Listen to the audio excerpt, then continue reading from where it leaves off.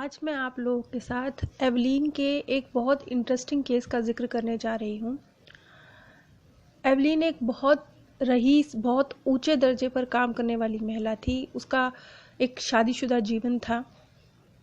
पैसे की कोई कमी नहीं थी। वो रईस औरतों में उसकी गिनती होती थी। शारीरिक रूप से वो बहुत स्वस्थ थी, आकर्षक थी, युवा थी। यानी आप अगर ऊपरी तौर पर देखेंगे तो आपको उसकी लाइफ एकदम परफेक्ट नज़र आएगी।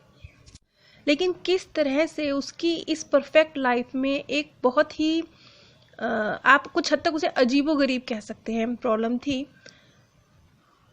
जो आई तो उसके पास्ट बर्थ से थी, लेकिन वो किसी और रूप में आई थी। इस जन्म में वो यहूदी थी और अरब के लोगों से घृणा करती थी, क्योंकि उन्होंने यहूदियों को दबाया था, या वो दबा रहे थे, उन्हें नुकसान पहुंचा रहे थे। यहां से थोड़ा सा ये केस अलग होता है। जो नॉर्मल केस होते हैं उनसे ये थोड़ा सा अलग है, क्योंकि यहां पर आके ये बात स्पष्ट होती है कि आज एवलीन एक यहूदी है और यहूदियों से बहुत गहरा प्रेम करती है। लेकिन एक समय में, यानी अपने पास्ट लाइफ में, वो खुद यहूदियों के खिलाफ बहुत अधिक अपराध कर चुकी थी और यहूदियों को एक तरह से उसके दिल में यहूदियों के प्रति बहुत गहरी घृणा थी। वो जो बहुत गहरी घृणा थी, बहुत गहरी नफरत यहूदियों से उसके मन में थी। तो एक तरह से आत्मालोक में उसके खुद का डिसीजन था कि इस बर्थ में वो एक यहूदी बनकर पैदा होगी। लेकिन इसका कुछ नतीजा नहीं निकला। होना तो ये चाहिए था कि वो यहूदियों से प्रेम करने लगती और एक सामान्य तरीके से जीवन जीने लगती, लेकिन ऐसा कुछ नहीं हुआ। हुआ इसके उलट। हुआ ये कि वो जो यहूदियों से एक्सट्रीम नफरत थी उसको पास्ट बर्थ में, अब वो एक्सट्रीम प्रेम में बदल गई थी। एक्सट्रीम तो हर जगह गलत ही होता है, चाहे वो कितना ही सकारात्मक क्यों ना हो, अति हर जगह गलत है। तो वो यहाँ पर अति का शिकार हो रही थी, यहूदियों के प्रति प्रेम की अति का शिकार। पास्ट बर्थ में उसे यहूदियों के प्रति अपार घृणा थी और इस बर्थ में यहूदियों के प्रति अपार प्यार। दोनों में ही असंतुलन था।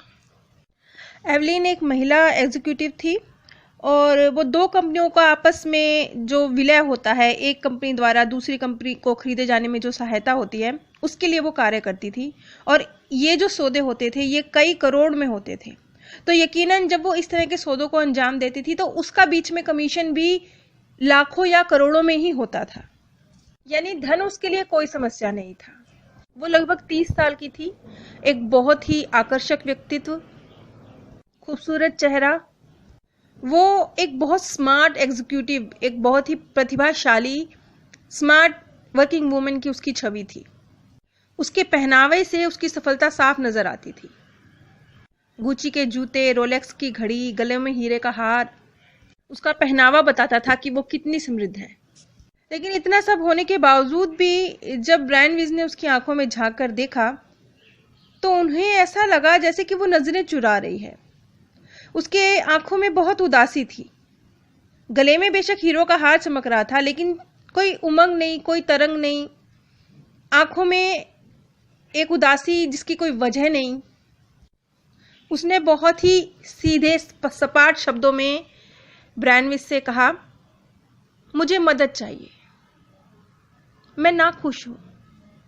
उसने अपनी भावनाओं को छुपाने की पूरी कोशिश की, जहां तक संयम रख के, चेहरे को बिना किसी भाव के उसने अपनी बात कही।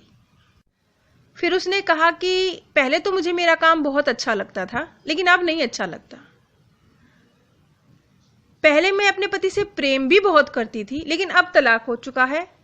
अब तो यह है कि अगर कभी मेरा अपने एक्स पति से आमना सामना हो भी जाता है तो मैं उनकी तरफ देख भी नहीं पाती हूं। अब आप समझ सकते हैं कि नफरत कहां तक है कि वो अपने एक्स पति से, जिससे कभी वो बहुत प्रेम किया करती थी, आज नजर भी नहीं मिलाती है।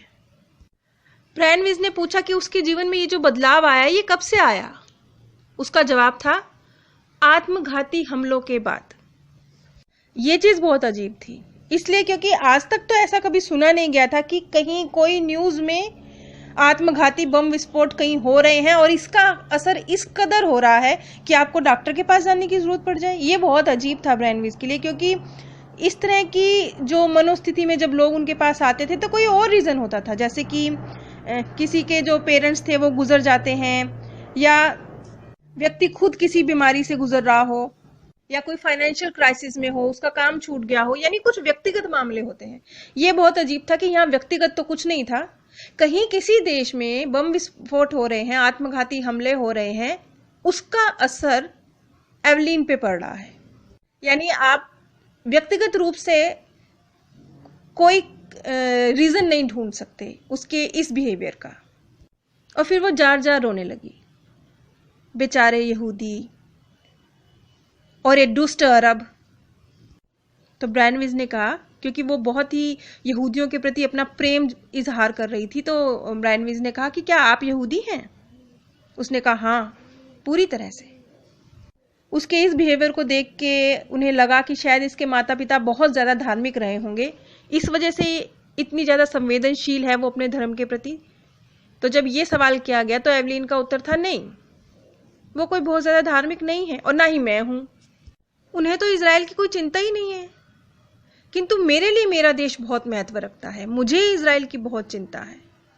ये अरब लोग मेरे इजराइल को बर्बाद कर रहे हैं। और तुम्हारे पति, वो कहते तो हैं कि वो यहूदी हैं, लेकिन उनको इजराइल की कोई परवाह नहीं है, और यही तो वजह है कि मैं उनसे इतनी नफरत करती हूँ। अब आप समझ सकते हैं कि प्रॉब्लम कितनी गंभीर है कि इस लड़की ने अपने पति के साथ अपने रिश्ते को भी सिर्फ इसलिए तोड़ दिया कि वो अपने देश से, इजराइल से उतना प्यार नहीं करता जितना कि वो करती है। मैंने नीचे डिस्क्रिप्शन बॉक्स में आप सभी के साथ अमेज़ॉन का लिंक शेयर किया है। अगर आप लोग उस लिंक के माध्यम से कुछ भी परचेज करते हैं तो बिना कोई भी आर्थिक नुकसान उठाए, बिना कोई भी एक्स्ट्रा पैसा खर्चे, आप इस चैनल को छोटा सा सहयोग दे सकते हैं। आप सभी पर परमात्म सौंदर्य, प्रेम और आनंद सदैव बरसता रहे। आप सभी दिव्य परम धाम में स्थान प्राप्त करें। आज मैं आप लोगों के साथ एवलीन के एक बहुत इंटरेस्टिंग केस का जिक्र करने जा रही हूँ। एवलीन एक बहुत रईस, बहुत ऊंचे दर्जे पर काम करने वाली महिला थी। उसका एक शादीशुदा जीवन था, पैसे की कोई कमी नहीं थी, वो रईस औरतों में उसकी गिनती होती थी। शारीरिक रूप से वो बहुत स्वस्थ थी, आकर्षक थी, युवा थी। यानी आप अगर ऊपरी तौर पर देखेंगे तो आपको उसकी लाइफ एकदम परफेक्ट नज़र आएगी। लेकिन किस तरह से उसकी इस परफेक्ट लाइफ में एक बहुत ही आप कुछ हद तक उसे अजीबोगरीब कह सकते हैं प्रॉब्लम थी,